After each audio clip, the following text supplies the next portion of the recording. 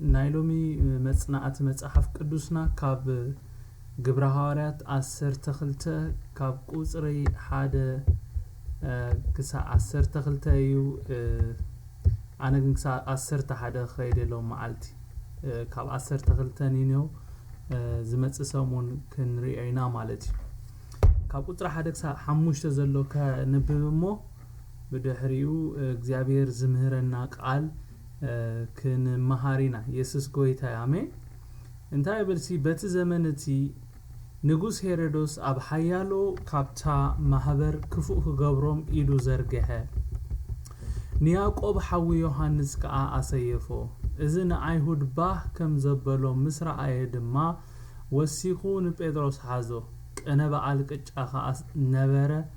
ምስ ሓዞ ከኣ ናብ ቤት ማእሰርቲ ኣእተዎ ድሕሪ ፋሲጋ ናብ ህዝቢ ከውፅኦ ደልዩ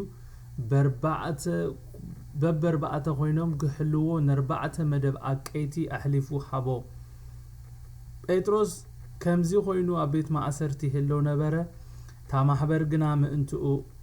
ኩልሳ ናብ ኣምላኽ ትጽሊ ነበረት ይብለና ኢየሱስ ክርስቶስ ጎይታይ ክሳዕሎሚ ከም ዝረአናዮ ካብ ስቲፋኖስ ተቐትለሉ መዓልቲ ጀሚሩ እቲ ስደት ኣብታ ማሕበር ኣምላኽ ከም ዘይቋረጸ ይቕጽል ከም ዘሎ ኢና ኣብዚ ክፍሊ ንርኢ ዘለና ሎሚ ኣብ ነጽንዖ ክፍሊ ኣብ ግብረ ሐዋርያት 12 ቁጽሪ 1-2 እንታይ ይብለና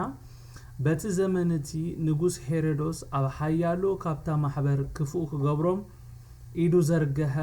ንያቆብ ሓዊ ዮሐንስ ከኣሳይፎ ይብለና ኣብቲ ቀዳማይ ስደት ከምቲ ቃል ኣምላኽ ኣብ ግብረ ሐዋርያት 8:1 ዝነግረና ብጀካቶም ሐዋርያት ኩሎም ማለት ብዘላታ ማሕበር ኩሎምቶም ልዕሊ 5000 ዝኾኑ ሰባት ፋሕ ከም ዝበሉ ቃል ኣምላኽ ይነግረና እንታይ ብለና ኣብ ግብረ ሐዋርያት 8:1 ሲ በታ መዓልቲኣ ነታ ኣብ ኢየሩሳሌም ዘላ ማሕበር ብርቱዕ ምስጓ ኮነ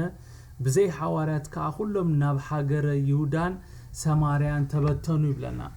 ዋላኳ እቲ ስደት ናብ ኩሎም ዘነጣጠረ እንተነበረ እቶም ሐዋርያት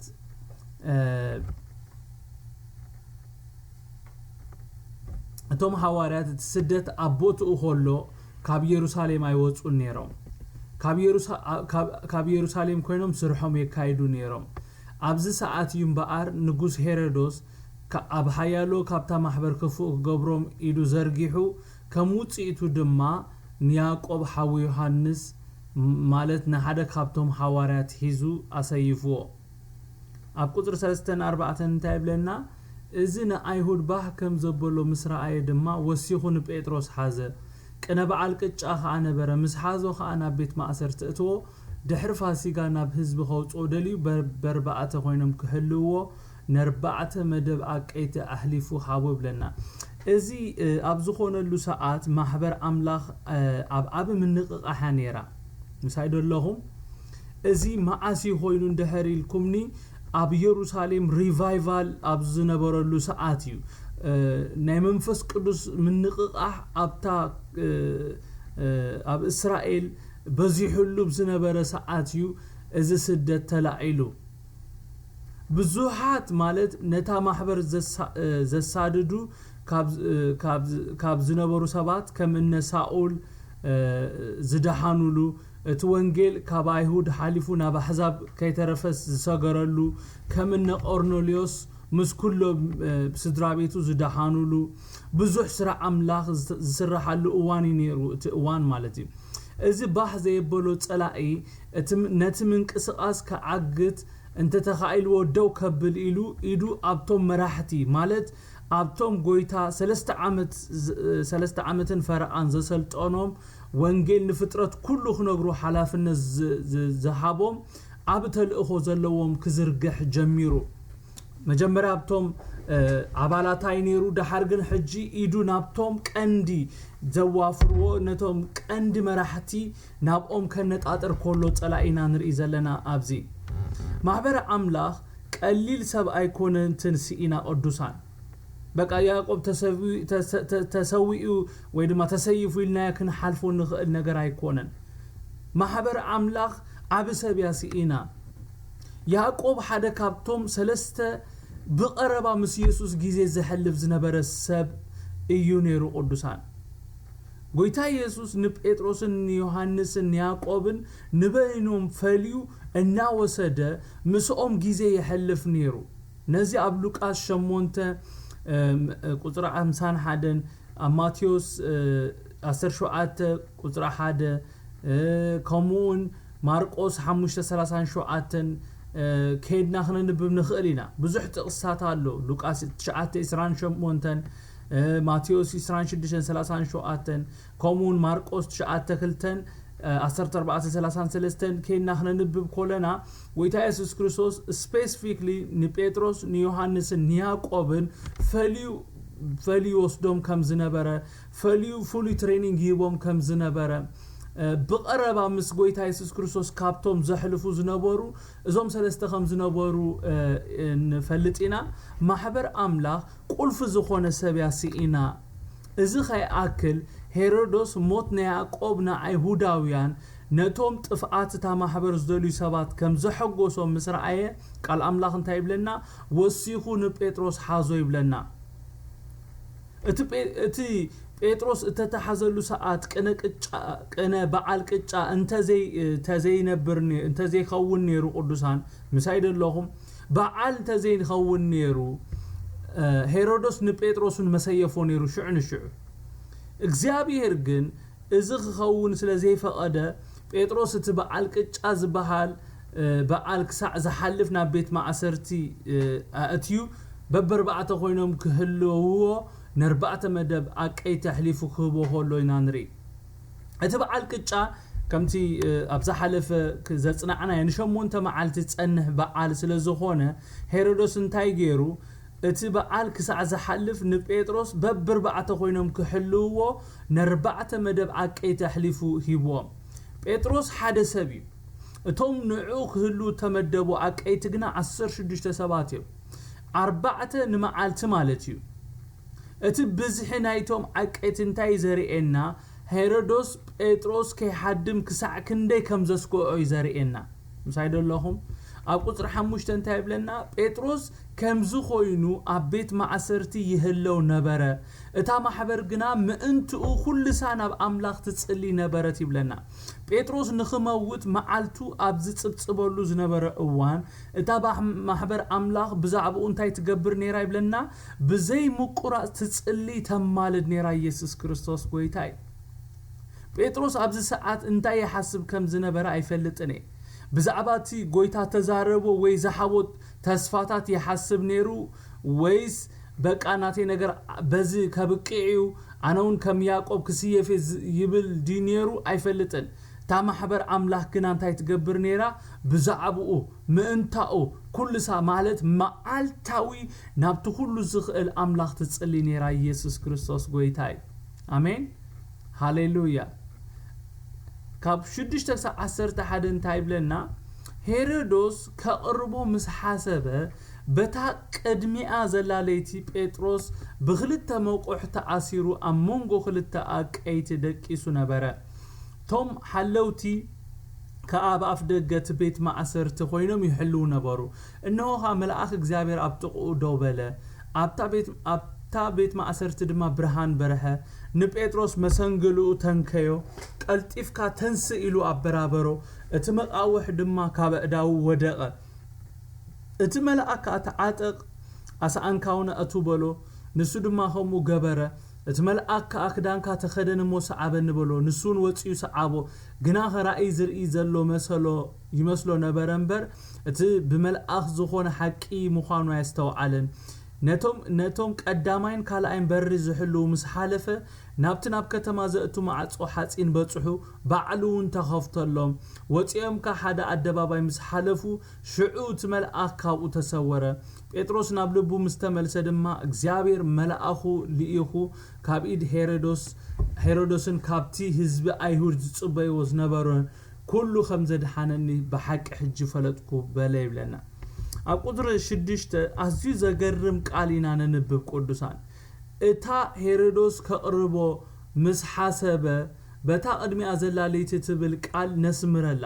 ምክንያቱም አዝያ ወሳኒት ቃል ስለዘኾነት ማለት እዩ እታ ከቅርቦ ምስ ሐሰበ ዝብል ቃል ከሰይፎ ከኦትሎ ምስ ሐሰበ ማለት እዩ ከምትን ያዕቆብ ዘሰይፎ ኮሙ ንጴጥሮስ ከሰይፎ ምስ ሐሰበ በታ ቅድሚ አዘላለይቲ ማለት ንሞት ሓንቲ ስድሪ ምስተረፎ ማለት እዩ ክብር ንጎይታ ይኹን ጴጥሮስ እተን ሸሞንተ መዓልቲ ከመይ ያሕሊፍዎን ስለዚህ ተጻሐፈልና ንፈልጦ ነገር የብልና ቅድሚኡ ግን ሄሮዶስ ንያዕቆብ ከብዘሰየፎ ስለዝፈልጥ ክድሕን ዝብል ብዙሕ ተስፋ ከም ዘይነበሮ ግን ንምግማት ኣይሸግርን እዩ ዋላ ካብትን ነንብቦ ቃል በቀሊሉ ክንርዳእ ንኽእል ኢና እታ ቀዳመይቲ መዓልቲ ምናልባት ኣብታ ቀዳመይቲ መዓልቲ ወይ ድማ ኣብታ ካልአይቲ መዓልቲ ወይ ድማ ኣብታ ሳልሳይቲ መዓልቲ ተስፋ ገይሩ ኸውን ንኽእል እዩ ሎሚ ዶ ጎይታ ውፃእኒ ኸውን ንጽባሒቱ ዶ ውፃእኒ ኸውን እናበለ ተስፋ ገይሩ ይኸውን ኣብ መወዳእታ ግን መዓልትና ተቆፅረ በዓል ቅጫ ዝውዳኣሉ መዓልቲ እናቀረበ ክመጽእ ከሎ ግን እቲ ተስፍኡ እናማሕመነ ከም ዝኸይድ ሲፍሉጥ እዩ ጴጥሮስ እቲ መልአኽ እግዚአብሔር ካብ ሰማይ ካብ ላዕለዋይ አካል ተላኢኹ ናብቲ ንሱ ዘለዎ ስፍራ ክመጽእ ከሎ ከምዚ ኣብ ቁጥሪ 6 ነንብቦ ኣብ ከቢድ ድቃሲ ነይሩ እቲ መልአኽ እግዚአብሔር እዩ ንጴጥሮስ ከቢድ ድቃሱ መሰንገሊኡ ተንኪዩ ኣበራቢርዎ ክብሪ ንሽሙ ይኹን እንታይ ብለና ሄሮዶስ ከቅርቦ ምስ ሓሰበ በታ ቅድሚኣ ዘላለይቲ ጴጥሮስ በክልተ መቆሕ ተዓሲሩ ኣብ መንጎ ክልተ አቀይቲ ደቂሱ ነበረ ብለና ቶም ሓለውቲ ካብ ኣፍ ደገ ቤት ማእሰርቲ ኮይኖም ይህልዎ ነበሩ ብለና ኣብ ቁጥር 7 እንታይ ይብል እነሆ መልአኽ እግዚአብሔር ኣብ ጥቅኡ ደው በለ ኣብታ ቤት ማእሰርቲ ድማ ብርሃን በርሀ ንጴጥሮስ ድማ መሰንገሉ ተንኪዩ ቀልጢፍካ ተንስኢሉ ኣበራበሮ እቲ መቃወሕ ድማ ካብ ዳው ወደቀ ይብለና ኢየሱስ ጎይታይ ጴጥሮስ እቲ መልአኽ እግዚአብሔር ናብቲ ንሱ ዝነበሮ ስፍራ ክመጽእ ከሎ ብክልተ መቆሕ ተዓሲሩ ኣብ መንጎ ክልተ አቀይቲ ደቂሱ ቶም ሓለውቲ ካብ ኣፍ ደገት ቤት ማእሰርቲ ኮይኖም ይሕልዎ እዮም ነይሮም ልክ እቲ ካብ ኣቦ ብርሃናት ተላኢኹ ዝመጸ መልአኽ ናብቲ ጴጥሮስ ተኣሲሩሉ ዝነበረ ስፍራ ከኣቱ ከሎ እንታይ ኮይኑ ኣብቲ ቤት ማእሰርቲ ወይ ድማ ኣብቲ ጸልማት ብርሃን በሪሑ ክብሪ ንጎይታ ይኹን አሜን ኣብቲ ዝጸልመተ ነገራትና ብርሃን ዘብርህ አምላኽ ይዘለና አሜን ዶ ቅዱሳን ኣብቲ ጸልማት ብርሃን ይኹን ዝበለ ይብል ቃል አምላኽ አሜን ኢየሱስ ጎይታይ ኣብቲ ዝጸልመተ ነገራትና ብርሃን ዘብርህ አምላኽ ይዘለና ክብሪ ንሽሙ ይኹን ኣብቲ ቤት ማእሰርቲ ድማ ብርሃን በርሀ ንጴጥሮስ እቶም ክልተ ብየማኑን ብጸጋሙን ምስ ደቂሶም ዘለዋ ቀይቲ ኾለው መሰንገልኡ ተንኪዩ ቀልጢፍካ ተንስኢሉ ከበራብሮን ነቲ ኣብ እዳው ዝነበረ መቃወህ ከሰባብሮ ኾሎ ንሪ ክብሪ ንሽሙ ይኹን አሜን ኣብ ቁጥር 8 እንታይ ብለና እቲ መልአክ ከዓ ተዓጠቕ ኣሳኣንካውን እቱ በሎ ንሱ ድማ ከምኡ ገበረ እቲ መልአክ ክዳንካ ተኸደንሞ ሰዓበኒ በሎ ይብለና ካብዚ ክፍሊ ክንመሃሮ ዘለና ነገር እንታይ እዩ ናይ እግዚአብሔር ግደ ከም ዘሎን ናትና ግደውን ከም ዘሎን ኢና ካብዚ ቃል እዚ ንመሃር አሜን ዶ ጴጥሮስ መቃወሑ ክሰብር ኣይክእልን እዩ ጴጥሮስ ካብቲ ማእሰርቲ በዓሉ ክወፅእ ኣይክእልን እዩ ነገር ግን ጴጥሮስ ክገብሮ ዝኽእል ነገር ግን ኣሎ አሜን እቲ መልአኽ መጽኡ ካብቲ ደቂሱሉ ዝነበረ ሰዓት ድቃስ ኣበራቢርዎ እግዚአብሔር ሽሙ ይባረክ ተኣሲሩሉ ዝነበረ መቃወሕ ድማ ሰባቢሩሉ ሓሸምሸም ኣቢሉሉ ክብሪ ንጎይታ ይኹን ድሕሪኡ ግን ናይ ጴጥሮስ ግደ ነይሩ አሜን ምትንሳእ ናይ ጴጥሮስ ግደ እዩ ምትንሳእ ናይ ጴጥሮስ ግደ እዩ ኣሳኣኑ ምእታው ናይ ጴጥሮስ ግደ እዩ ክዳኑ ምኽዳን ናይ ጴጥሮስ ግደ እዩ ነቲ ዝመርሖ ዘሎ መልአኽ ምስዓብ ናይ ጴጥሮስ ግደ እዩ ካብዚ ክፍሊ ንመሃሩ እንታይ እንድሕር ኢልና ናትና ግደ ከም ዘሎን ናይ እግዚአብሔር ግደን ከም ዘሎን ኢና እንመሃር ኢየሱስ ጎይታይ እቲ መልአኽ እግዚአብሔር ነቲ ጴጥሮስ በኃይሉ ክገብሮ ዘይክእል ነገር ምስ ገበረሉ ማለት ነቲ ተዓሲሩሉ ዝነበረ መቃውሕ ምስ ፈተሓሉ መቃውሑ ካብ ኢዱ ምሰልገሰሉ ንጴጥሮስ እንታይ ልዎ ተዓጠቕ ኣሳኣንካውን ኣእቱ ክዳንካ ተኸደን ሰዓበኒ ኢሎ እግዚአብሔር ስሙ ይባረክ ጴጥሮስ እንታይ ኮይኑ ነይሩ ማለት እዩ ጽቡቅ ጌርኩም ስምዑኒ ጴጥሮስ እቲ መልአክ ክረኽቦ ሆሎ እንታይ ነይሩ ተዓሲሩ ነይሩ እግዚአብሔር ይመስገን ሎሚ ዝተኣሰርና ሰባት ሓራ ንወጻሉ መዓልቲ እዩ እግዚአብሔር ይመስገን አሜን ማዕሰርትና ዝበጣጠሰሉ መዓልቲ እዩ አሜን ዶ ጸላኢ አሲሩ ኮፍ ዘበለካ ሰብ አሲሩ ኮፍ ዘበለኪ እግዚአብሔር ከምቲ ንጴጥሮስ መልአኹ ሊኢኹ ዘፍትሖ መንፈሱ ሊኢኹ ከፍተሐና እግዚአብሔር ይመስገን አሜን ዶ ጴጥሮስ እቲ መልአኽ እግዚአብሔር ካብ ሰማይ ተላኢኹ ናብ ጴጥሮስ ክመጽእ ኾሎ ጴጥሮስ ኣብ ከመይ ሲቹዌሽን ነይሩ ኩነታት ነይሩ እንድሕር ኢልና ኣብ ተስፋ ምቁራጽ ነይሩ ኣብ ናይ ኦሮማይ ሰዓት ኣብ ናይ ዜሮ ሰዓት ነይሩ እግዚአብሔር ስሙ ይባረክ ነገራት ኣብ ዝጸልመተሉ ሰዓት እቲ መልአኽ መጽኡ ጴጥሮስ ብመቃውሕ ተዓሲሩ ነይሩ ጴጥሮስ እጥቆ ፈቲሑ ነይሩ አሳዓኑን ክዳውንቱን በቃ አውጪ ነይሩ እግዚአብሔር ይመስገን ነገር ግን ነቲ ዘውጾ መሊሱ ዝኸድን ድማ አምላኽ መጽ እግዚአብሔር ይመስገን አሜን ሰንሰለቱ ዝበጥስ መልአኽ ተላኢኹ ካብ ሰማይ ተዓጠቕ አሳዓንካ እቱ ክዳንካ ተኸደን ሰዓበኒ ኢሎ እዚ ማለት እንታይ ማለት እዩ መቃውሕካ ስለዝወደቀ ንኸይትዕጠቕ ኣሳዓንካውን ንኸይትገብር ክዳንካውን ንኸይትኽደን ከምኡን ከይትስዕበኒ ዝኽልክለካ የልቦን ማለት እዩ ክብሪ ንሽሙ ይኹን አሜን ዶ እግዚአብሔር ይመስገን ጴጥሮስ ንኸይከይድ ወይ ድማ ንኸይስጉም ተዓሲሩ ነይሩ እቲ ማዕሰርቱ እቲ መቃውሑ ምስተሰብረ ግን እንታይ ልዎ ሕጂ ነፃ ኢኻ ክትክደን ነፃ ኢኻ ክትዕጠቕ ነፃ ኢኻ ክትስዕበኒ ነፃ ኢኻ ኢልዎ እግዚአብሔር ስሙ ይባረክ አሜን ዶ እዚ ተአምላኽና ጴጥሮስ እዚ ሁሉ ክኸውን ከሎ ከምቲ ኣብ ቁጥሪ 9 ነንብቦ ራእይ ዝርኢ ዘሎ ይመስሎ ነይሩ እምበር ኩሉ ትዝኸውን ዝነበረ ሓቂ መስሎ ኣይነበረን ጴጥሮስ መዓስዩ ናብ ልቡ ተመሊሱ እንድሕር ኢልና እቲ መልአኽ እግዚአብሔር ስርሑ ወዲኡ ካብኡ ምስተሰወረዩ ጴጥሮስ ናብ ልቡ ተመሊሱ እግዚአብሔር መልአኹ ሊኢኹ ካብ ኢድ ሄሮዶስን ካብቲ ህዝብ አይሁድ ዝጽበይዎ ዝነበሩ ኩሉ ከም ዘድሓኖ ፈሊጡ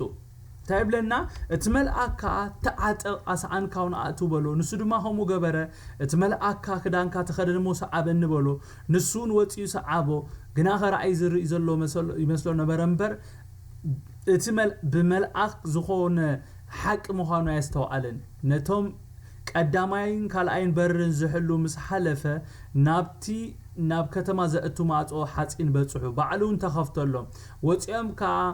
ሓደ አደባባይ ምስ ሓለፉ ሽዑት መልአክ ካብኡ ተሰወረ ጴጥሮስ ናብ ልቡ ምስተመልሰ ድማ እግዚአብሔር መልአኹ ሊኢኹ ካብ ኢዱ ሄሮዶስን ካብቲ ህዝቢ አይሁድ ዝጽበይዎ ዝነበሩን ኩሉ ከም ዘድሓነኒ ብሓቂ ሕጂ ፈለጥኩ በለ ይብለና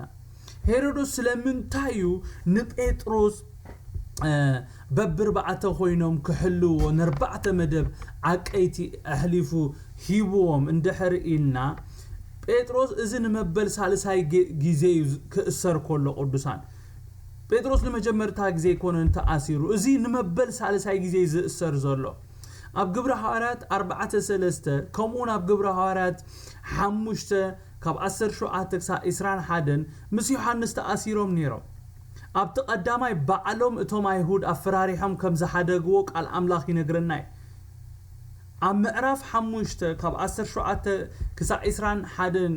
ግን ከይና ንብብ ኮለና መልአኽ እግዚአብሔር መጽኡ ብለይቲ ማዕጾ ቤት ማዕሰርቲ ኸፊቱ ንወጻይ አውጽኡ ክዱ ኣብ ቤት መቅደስ ደውልኩም እዚ ሁሉ ቃል ህይወት ንህዝብ ንገሩ ኢሉ ከም ዝኣዘዞም ንሪ ሄሮዶስ ጴጥሮስ ምስ ዮሐንስ ማንም ክወጽሖ ብዘይክእል ምስጢራዊ ብዝኾነ መንገዲ ካብ ቤት ማዕሰርቲ ከም ዘምለጠ ስለዝፈልጥ እምበኣር በብርባዕተ ኮይኖም ክሕልዎ ነርባዕተ መደብ ዓቀይቲ ኣሕሊፉ ሂቦም ቅዱሳን ዋላ እኳ ሄሮዶስ ዘድሊ ጥንቃቐ انت جبره بيتروس نخيملت حلوتي انت بزحه نفقاد املاخ زسعر منم حيل سلازيلو اتوم حلوتي عبوتهم كله يسوس غويتاي اره يسوس غويتاي امين دو اتوم حلوتي عبوتهم كله እግዚአብሔር መልአኹ ሰዲዱ ንጴጥሮስ ካብቶም ሓረርቲ ካብቶም ቀተልቲ ካብቶም ጸላእቲ ጽድቅ ዝኾኑ ካብቲ ጸላኢ ዝሓሰቦ ምኽሪ ከናግፎ ኾሎ ንርኢ ኢየሱስ ክርስቶስ ጎይታይ ቶም ሓለውቲ ቦታኦም እዮም ዘለው እቶም ንጴጥሮስ ተመደቡ ሰራዊት አቦታኦም እዮም ዘለው እግዚአብሔር ይመስገን እዚኣ ኢድ እግዚአብሔር ጥራይ ከምኡ ትገብር አሜን ዶ አሜን ዶ نعينا أحدكمن بخمز تأمراتي أساقيرو بهيو زنبرنا زلو እግዚአብሔር ይመስገን قتلتنا ويدما موتنا زمنا يسلزي اللو يكونان أنا نسخاتكمن بهيوت ننبر زلنا እግዚአብሔር ይመስገን كمت مهرت زمرتو أبزا زتخببت كتما بسلام بقى وطي كأتو إلى زميرا እግዚአብሔር ይመስገን آمين أبز تخببت كتما ينا ننبر جن እግዚአብሔር ሐላዊና ስለዝኾነ ሐላዊና ዘይድቅስ ዘይታኸስ ስለዝኾነ እቶም ቀተልቲ ኾለው እቶም ሓረርቲ ኾለው እቶም ጥፍዓትና ዝምነዩ ኾለው ብህይወት አለና እግዚአብሔር ይመስገን ሄሮዶስ ዘድሊ ጥንቃቄ ገይሩ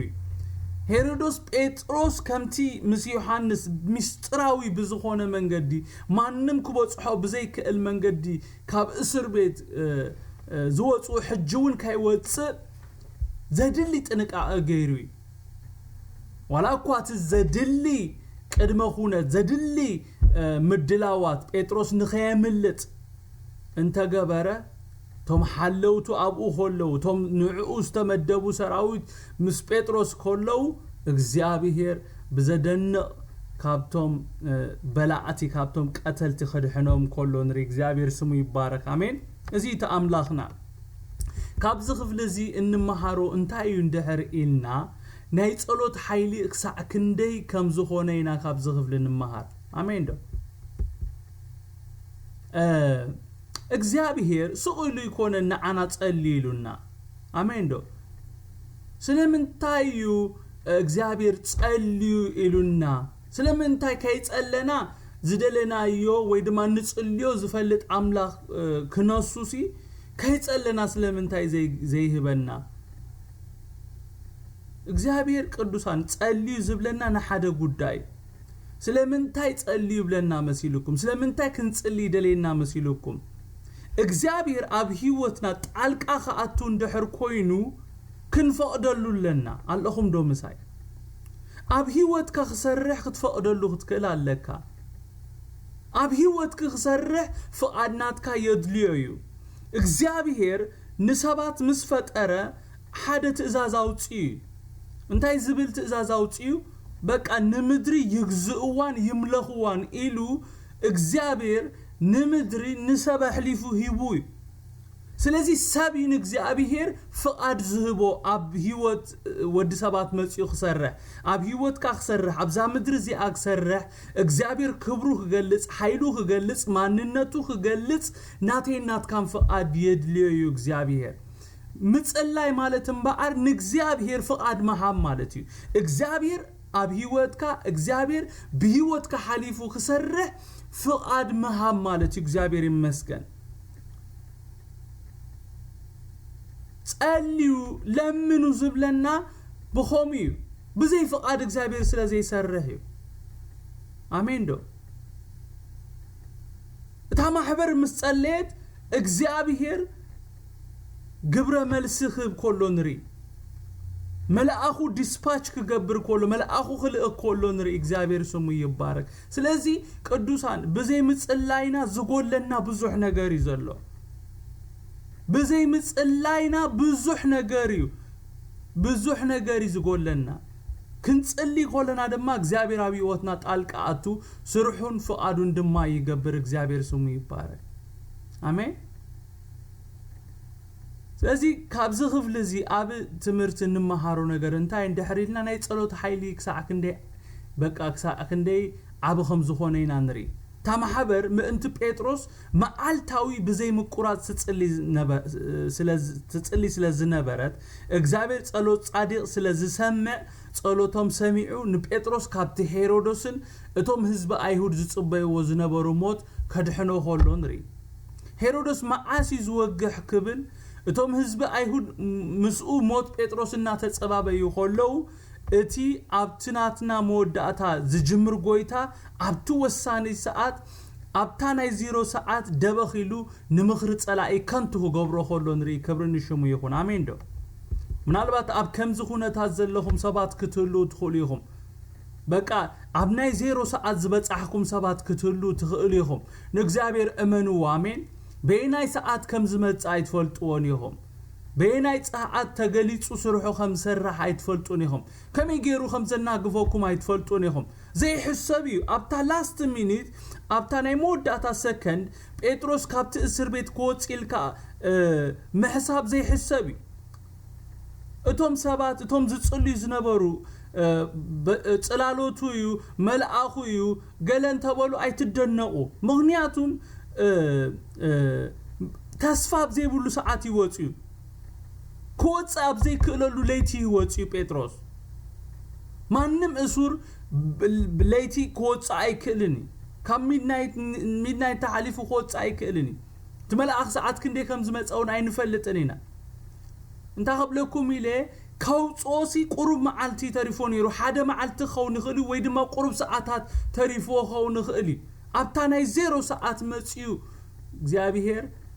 ታሪክ ልውጥ ኮሎ ንሪ ስለዚ ኣብ ህይወትኩምን ኮሙ ክገብር ጎይታ ይከኣሎይ ኣብ ህይወተይውን ጎይታ ኮሙ ክገብር ይከኣሎይ አሜን ዶ ክሳ ላስት ሚኒት ክነኣምኖ ይግባአና ይን ጎይታ አሜን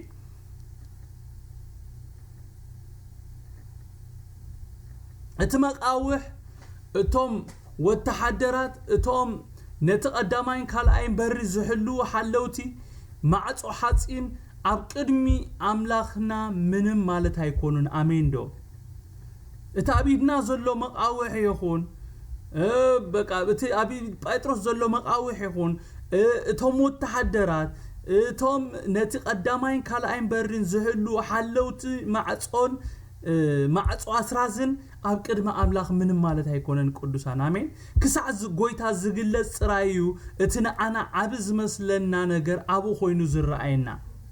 ጎይታ ክግለጽ ኮሎ ግና ኩሉ ከም ዘይነበረ ይዝኸውን አሜን ዶ ቅዱሳን ጴጥሮስ በኃይሉ ምንም ክገብር አይክእልን ነገር ግን እቲ ዘምልኾ ግን ኩሉ ክገብር ስለ ዝካአሉ አምላኽ እዚ ስለ ዝኾነ ኸአዩ መቃውሕ ተሰይሩ እግዚአብሔር ይመስገን ካብቲ ከምልጠሉ ዘይክእል ቤት ማእሰርቲ በመላእክ እግዚአብሔር ተዓጅቡ ወፂ ክብርን ሽሙ ይኹን አሜን በመላእክ ተሰኒ ኮይ ጴጥሮስ ወፂ እግዚአብሔር ይመስገን ምናልባት እናዳፍኡዎ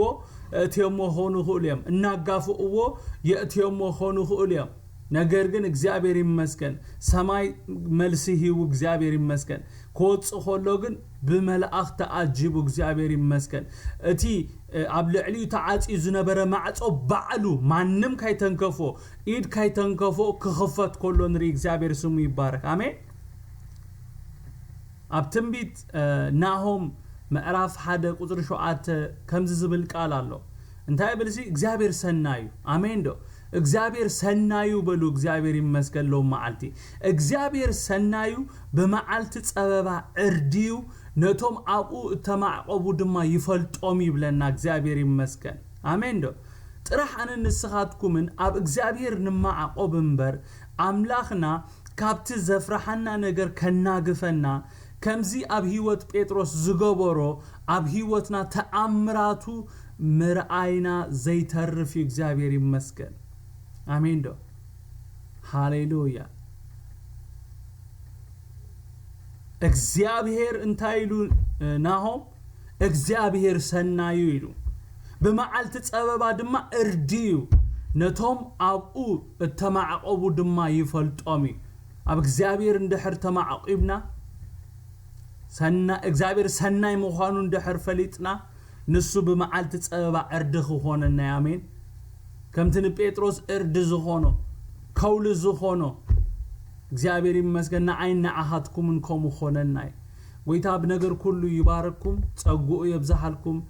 ናይሎሚ መጽናዕት ባይብል ስታዲና ኣብዚኣ ክንውድኢና ዳውኩም አልዕሉሞ ጸሊና ክንውድኢና ዝመጽእ ሰሙን ካብ 12 ክሳብ መወዳእታ 25 ክነጽንኢና ተባረኹ ለይ